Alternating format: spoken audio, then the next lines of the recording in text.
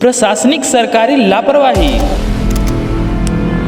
या फिर हिंदू धर्म में बढ़ता वीआईपी कल्चर। यहाँ पर आए स्नानार्थी दो तरह के क्यों हैं? कोई नहीं जाएगा, मत जाने दो। एक वीआईपी क्यों है और एक जनरल क्यों है? या फिर प्रबल आस्था। आखिर इनमें से कौन है जो जिम्मेदार है प्रयागराज में हुई उस घटना को लेकर जिसकी तस्वीरें हम सबको झिंझोड़ कर रख दे रही है। मलबे में से लाशें निकल रही थी, उसको हटाया जा रहा है। कम से कम 7-8 ट्रैक्टर गए।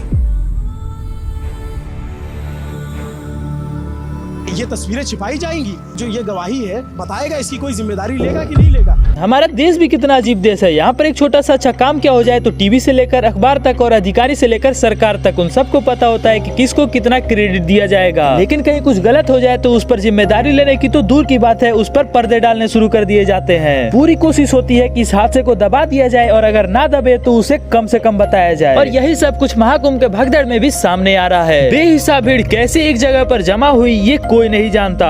हुई है उसका किसी वीडियो में किसी चैनल में कैजुअलिटी का कहीं जिक्र ही नहीं। भीड़ क्यों नहीं मैनेज हुई भगदड़ के दौरान प्रशासन कहाँ थी ये कोई नहीं जानता।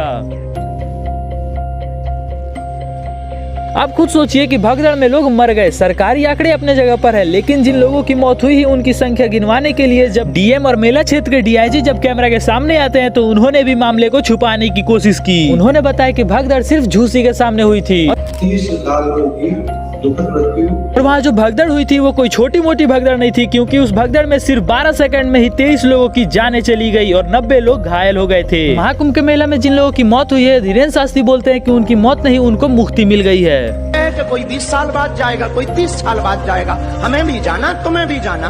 वो असमय चले गए तो इस बात का दुख है, लेकिन उनकी मृत्यु नहीं हुई है। सच कहें उनको मोक्ष मिला। इसी के जवाब में ये बाबा देखिए क्या बोलते हैं। की कसम ऐसे कह रहे हैं उनको मोक्ष की प्राप्ति हो गई, उनकी जिंदगी यहीं तक थी और वैसे भी लोग आते हैं मोक्ष। इन्हीं का मोक्ष करवा दो।